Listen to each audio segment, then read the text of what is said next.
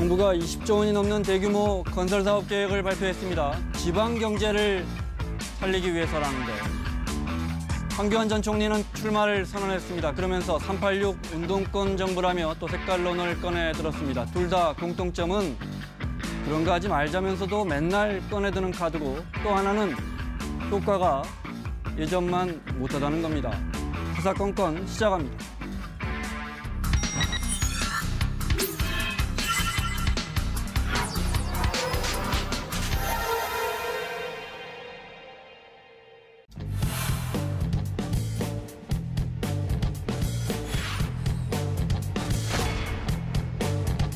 혼밥하는 대통령이 아니라 혼자 식사하는 대통령이라면 이것은 문제가 있다.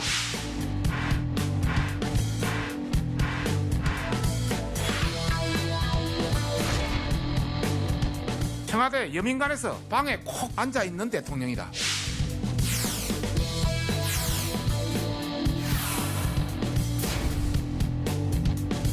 박근혜 전 대통령에 대해 눈 뜨는 곳이 곧 집무실이라며 옹호하고 나섰던 자유한국당이 이제 와서 방콕 운운하는 것은 또 다른 코미디일 뿐입니다.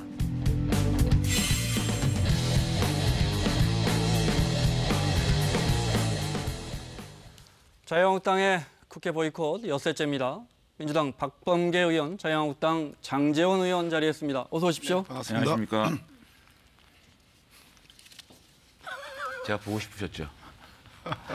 물어보고 싶은 거 많이 물어보십시오. 네. 제가 잘 저 단식 이야기부터 그 5시간 만식 예. 한다는 단식은 지금도 하고 있는 거죠. 이번 주 금요일까지인가 한다고. 아니 근데 네. 그게 이제 좀 메시지 전달이 좀 잘못된 것 같아요. 사실은 네. 단식이라고 표현할 수는 없죠. 그냥 릴레이 농성이죠. 네. 그리고 이제 단식이라는 말이 붙은 게 어떻게 보면 그 농성하는 기간 동안 좀 더 5시간 동안 심각하게 우리가 어떤 음식물도 섭취하지 말고 하자라는 뜻에서 그렇게 된 것 같은데 본질은 네. 왜 신재민 김태호 사건에 대한 청문회 요청을 거부하고 있느냐. 네. 또 중앙선거관리위원회 상임위원회 네.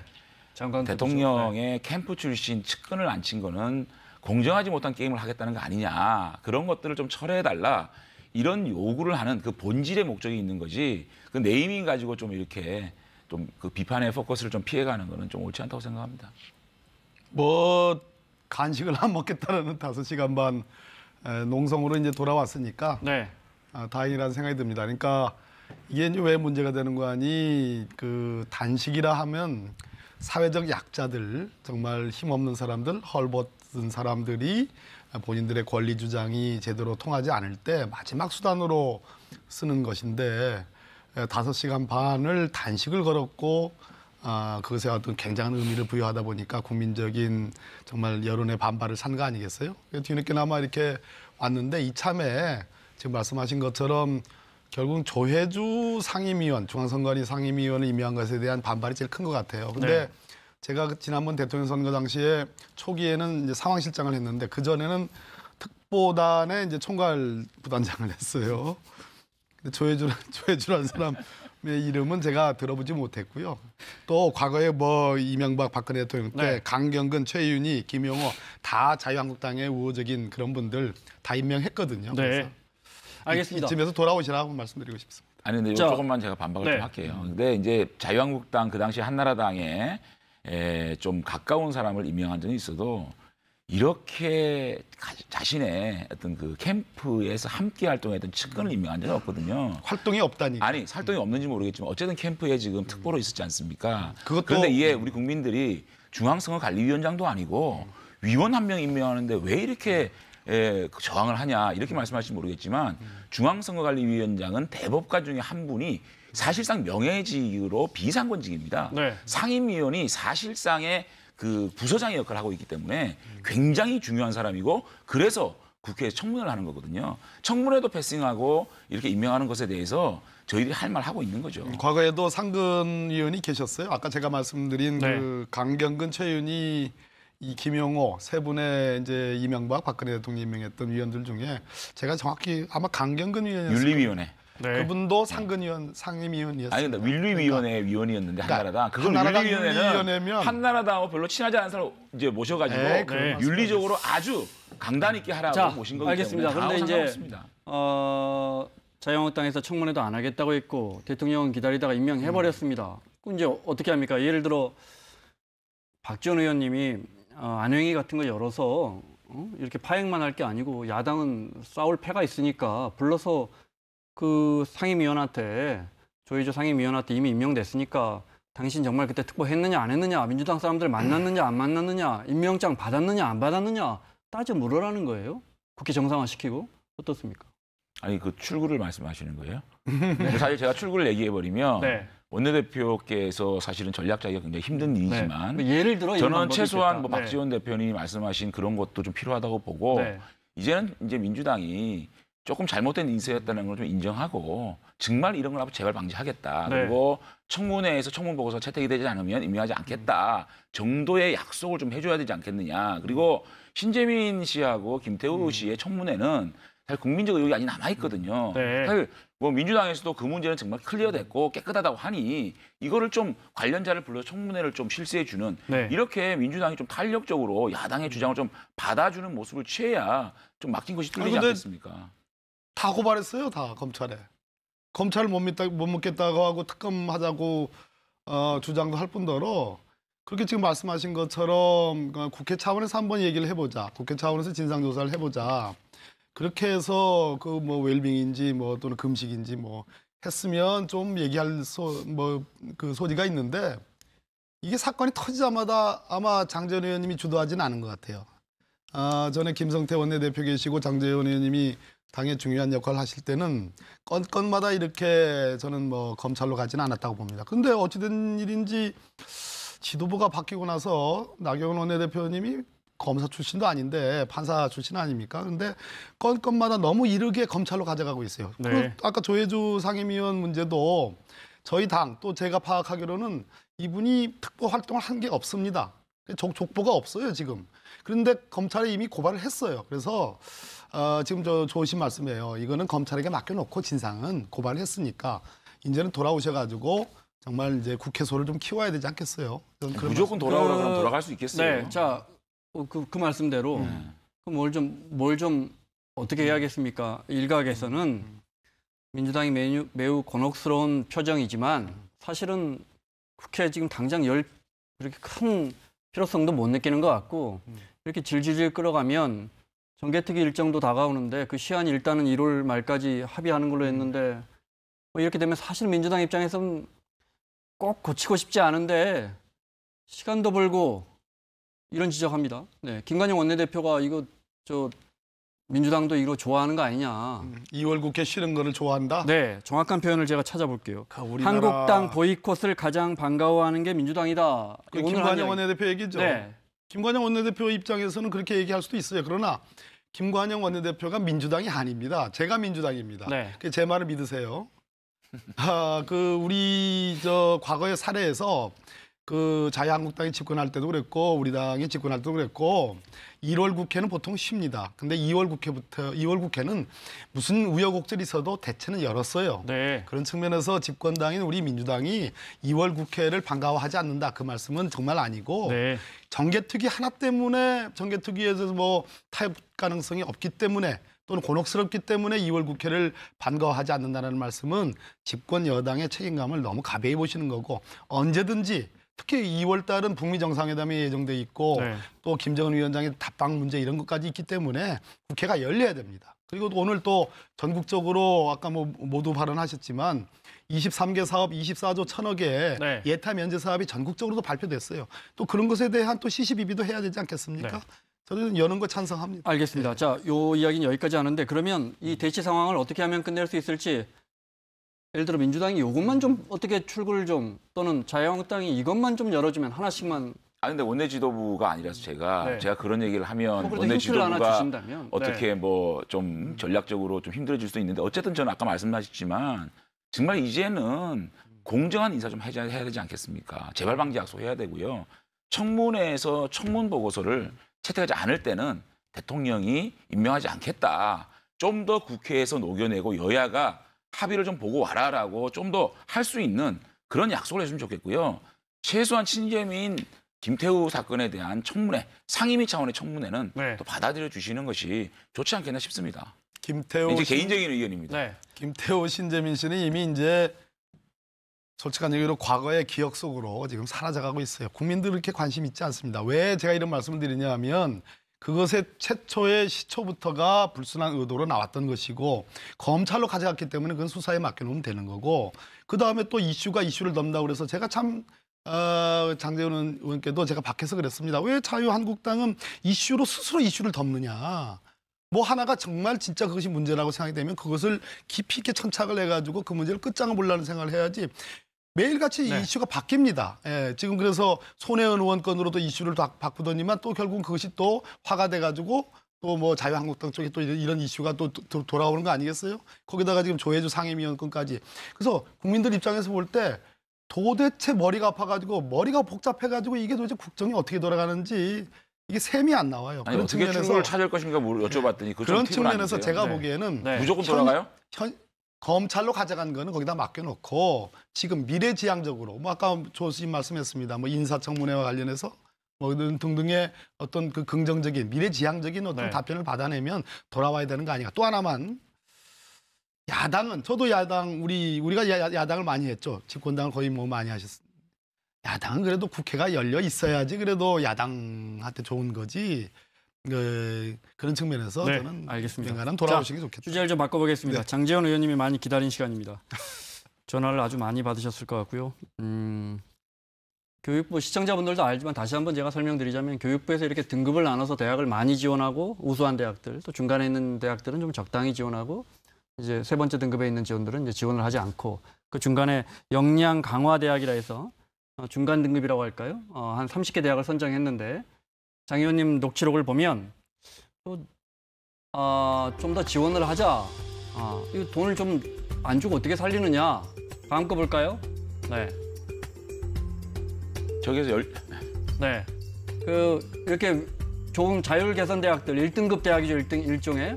거기는 40억, 50억씩 주고 여기 역량 강화 대학은 19억만 주냐. 그런데 이 역량 강화 대학 30개 중에 동서대학교가 들어 있습니다. 장제원 의원님의 가족들이 운영하시는. 네. 우선 간단하게 몇 가지만 좀 말씀드릴게요. 저희 형님이 경영하는 대학이 우리 형님 겁니까? 100% 공익 목적의 교육기관 아닙니까? 그리고 이거를 재산권을 행사할 수 있습니까? 완벽하게 이거는 공익재단입니다. 네. 학교 법인이고요. 자, 그거 하나 있고요. 네. 두 번째, 제가 지방대학이나 자율역량 강화대학에 좀 정부 지원 확대해라 라고 얘기하면 톡 찍어서 동서대학에 지원을 주라는 얘기입니까? 어떤 언론에서는 뭐 동서대학이 4억을 더 주게 됐다라고 확정적으로 얘기하는데 오보입니다. 네. 만약에 지원이 좀 늘어난다고 하더라도 실제 얼마나 받았답니까? 동서대학이. 아니요, 아직 못 받았습니다. 아직 못 받았고요. 그러니까 네. 그 금액을 가지고 전체 실링을 가지고 경쟁을 해서 차등 지원을 한답니다. 그래요. 네. 그러면 동서대학이 실질적으로 19억을 받을지 23억을 받을지 못 받을지 모르는 상황 아니겠습니까? 총액만 올해 예산 그렇죠. 설정하면서 잡아놓은 거예요. 아니, 총액도 정부 네. 원안대로 통과된 겁니다. 자, 또 하나 설명드릴게요. 교육부도 원하는 예산이었습니다. 교육부가 기재부에서 네. 반대를 해서 본 예산에 담지 못해 와서 네. 국회에서 좀 조정을 해달라라는 요구가 있었던 예산입니다. 두 번째, 해당 위원회인 교육위원회에서 의원들이 812억 4,500만 원을 증액으로서 얘기를 넘어왔습니다. 그러면 주무부서의 교육부가 원하는 예산이고 주무위원회인 교육위원회 의원들이 812억을 증액을 해서 얘기를 넘어왔습니다. 그다음에 예결을 위해서 민주당 의원, 정의당 의원, 민평당 의원, 자유한국당 의원까지 1,312억 4,500만 원으로 증액을 해야 된다는 의견까지 나왔던 예산입니다.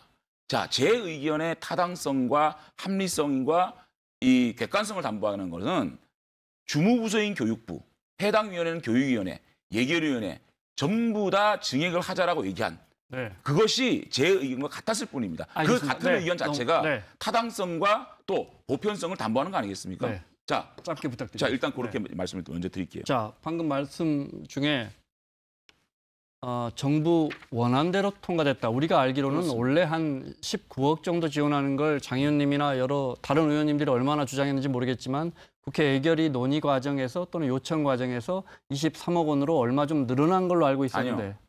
그 기재부가 네. 전체 실링 증액을 수용을 안 했어요. 네. 기재부가. 그래서 정부 원안대로 통과가 됐는데 정부 원안대로 통과가 되니까 교육부에서 그 금액 안에서 조정을 하겠다라는 입장이었던 것 같아요. 네, 자, 그래 네. 이야기가 어려워졌습니다. 국민들 이해하시기 쉽게.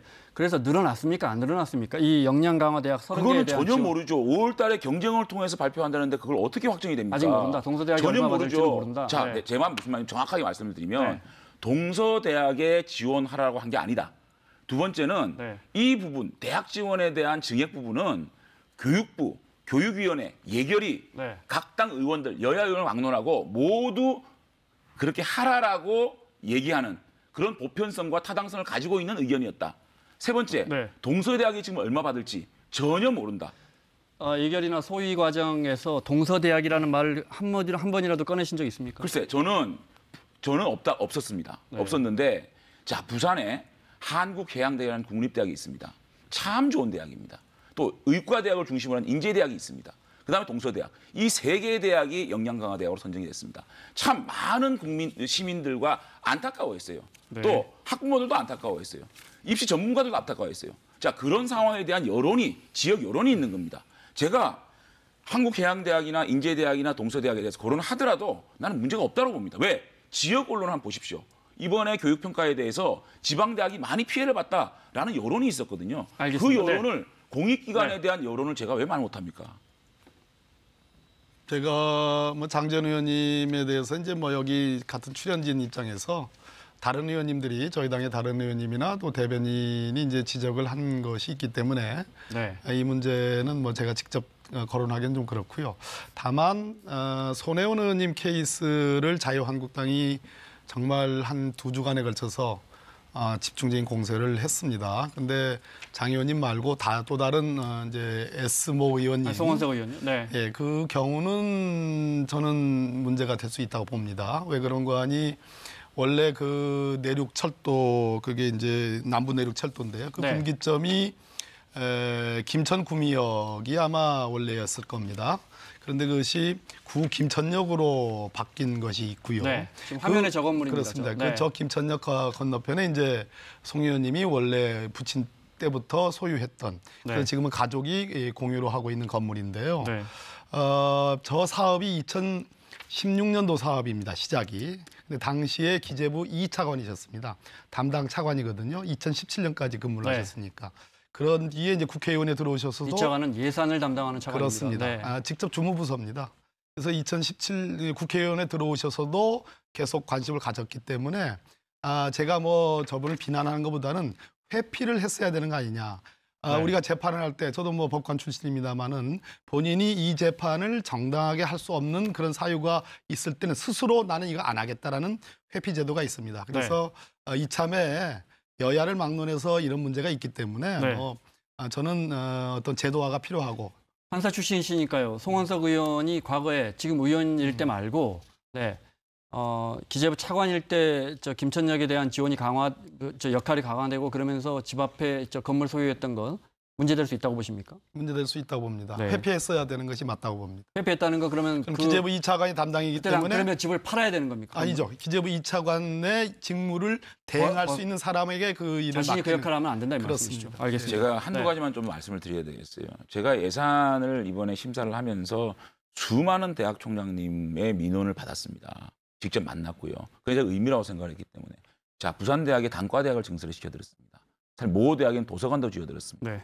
또 그 통합 지원 자금도 지어드렸습니다. 교실 열리는 것도 제가 지원을 해드렸습니다. 수많은 대학에 지방대학에 제가 재정 지원을 해줬거든요. 네. 그런데 동서대학은 수건 사업이 없었겠습니까? 동서대학이 원하는 사업 한 개도 반영 안 시켰습니다. 알겠습니다. 네. 그건 분명한 네. 거고요. 그다음에 공제율법 얘기를 할게요. 네. 공직을 이용해 사적 이익을 추구하거나 그랬어요. 자, 이것이 사적 이익입니까? 공익 아닙니까? 만약에 대학들이 많은 예산을 받을 경우에 그 재산적으로 이익을 보는 겁니까? 아니면 학생들이 이익을 보는 겁니까? 두 번째, 개인이나 단체에 부정한 특혜를 줘서는 안 된다 그럽니다. 자, 이것이 부정한 특혜입니까? 동서대학의 설령 좀 그 많은 지원을 받더라도 경쟁에서 평가받아서 사등종을 하는 겁니다. 제가 그 경쟁에 관여를 했습니까? 알겠습니다. 하나만 네. 더요. 네, 더하면 보도윤리가 위반돼서 네, 지금 너무- 아니, 그래서요. 그 정도 하는 게 네, 좋을 것 같아요. 그래서 제가 드릴 말씀이 아마 없는 지금 건 저희 아니고 유튜브에 드릴 말씀이 댓글에 없는 게 아니라 장 의원님께 너무 많은 시간을 네. 드린다는 댓글이 아마 알겠습니다. 속출하고 있을 겁니다. 드릴 네. 말씀이 이제- 없는 건 네. 아니고 그- 그러나 장 의원님 같은 이제 여기 나오는 저 출연 파트너인데 그래서 안 되니까 그 정도 하는 게 전수조사 하자는 겁니다. 정의당이나 표창원 의원은 동의하십니까? 아니 전수조사를 하든 네. 앞으로 여기에서 면밀하게 어떤 개혁을 세워서라도 만드십시오. 그리고 저도 만드는데 적극 동참하겠습니다. 그런데 지금에 있는 그 법상 공직자윤리법이라든지 이해충돌방지법에 저는 이 공익적 재단에 이 지방대학 또 역량강화대학에 재정 지원을 하라는 얘기가 이해충돌이 된다라고 저는 생각되지 않거든요. 그래서 어쨌든 간에 그 면밀하게 검토해서 전 의원의 재산을 조사를 하고 예를 또 들어, 친척과 네. 일가 친척 전부 조사해가지고 이게 어떤 일이 있었는지 네. 다 조사하는 것도 좀 이게 나쁘지 이익 않다고 충돌이 아니고 이해 충돌입니다. 이해 충돌. 그러면 나는 손혜원 의원의 이해 충돌과 나는 이렇게 다르다. 이렇게 아니, 설명하실 수 있어요. 근데 네. 이게 물타기가 된 거예요. 사실은 제가 어쨌든 국민들은 언론을 보고 동서대학에 그냥 돈 줬네? 이렇게 그냥 간단하게 생각해 버리실 거예요. 그런데 제가 손혜원 의원을 구체적으로 뭐가 다르냐 무죄할고자 한다는 게 제가 상당히 힘들어져 버린 겁니다. 자, 제가 송원석 의원 얘기 좀 할게요. 내 얘기가 아니니까. 송원석 의원은 40년 전에 그 건물이 있었습니다. 그런데 누가 봐도 보편타당적으로 김천역을 활성화시키는 것이 그 김천시나 전체 경북이나 좋다고 판단이 되는 겁니다. 그런데 송원석 의원이 건물이 있다 그래서 그걸 하지 않는다 그러면 그 주변에 가장 좋은 입지를 가지고 있는 그 주변이 나는 역차를 받는다고 보이는 것이고 당연히 송원석 의원이 그렇게 파는 게 맞는데 그 송원석 의원의 건물은 집안 거예요. 자기 자신의 단독 알겠습니다. 건물이 아니거든요. 네, 네. 그렇기 때문에 이거는 여기까지 듣겠습니다. 제가 볼 때 네. 과연 이것이 이해충돌이냐 저는 이런 데 의문을 가지고 있습니다. 네, 간단하게 좀 여쭤볼게요. 판사 출신이시니까요. 만약에 입법 이야기가 나오는데 입법을 하면 국회의원이 자신의 이해와 상충되는 뭐뭐 행위는 하지 마라 이렇게 나올 거 아닙니까? 그럼 이게 가능하겠습니까? 예를 들어 내가 거기 뭐 일가 친척에 되게 지역구에 자기 친척들이 살 거 아닙니까? 근데 그 앞에 국도가 뚫린다면 뭐 직계 전속의 도로를 새로 뚫을 때는 500m 안에는 뭐 이렇게 할 겁니까? 어떻게 할 겁니까? 그 기준을 세분화한다는 것은 지금 말씀하신 것처럼 500m냐 1000m냐 부동산이냐 그런 걸 어떻게 다 주식이냐 규제합니까? 네. 그렇게 그런 규제가 아니고 네. 지금 기본적인 회피 조항조차도 없어요. 그래서 그런 선언적 규정이 있으면 네. 국회의원이 압니다. 이것을 내가 이런 발언을 하는 것이 맞는지 최소한의 어떤 상식선에 있어서의 어떤 기준들이라는 것은 다 있습니다. 네. 그래서 그러한 어떤 공직윤리법상에 또 네. 국회윤리규범상에 일종의 기피 회피 조항들을 넣고 네. 그렇게 되면 국회의원들 스스로가 알겠습니다. 가이드라인이 만들어질 거라고 보는 겁니다. 네. 자, 방콕 대통령 이야기 좀 하겠습니다. 네. 혼밥 대통령. 자유한국당이 그건 제가 좀 흥분을 해야 될 네, 일입니다. 문 대통령 취임 600일을 분석했더니 이렇더라 이런 입장을 내놨어요. 먼저 자유한국당 입장 들어보겠습니다. 24시간 360을 공개하겠다는데 비밀이 너무 많은 대통령이었다. 대통령의 일정 600일 중에 160일, 4일 중에 하루 이상 대통령 공식 일정이 없습니다. 그 160일도 21일은 연차 휴가, 그리고 139일 이 관련해서는 전혀 공식 일정이 없다. 청와대 여민관에서 방에 콕 앉아있는 대통령이다. 공개된 일정 75%가 청와대 내에서 머물고 있다. 식사 해동을 한 걸 분석해보니까 100회밖에 되지를 않았습니다. 혼밥하는 대통령이 아닌가. 자, 시간이 별로 없어서요. 제가 세 개로 나눠서 여쭤보겠습니다. 주로 박 의원님이 많이 이야기하실 것 같은데 대통령 일정의 75%가 청와대 안에서 이루어지더라. 네. 이거 방콕 대통령 아니냐라는 거예요. 네.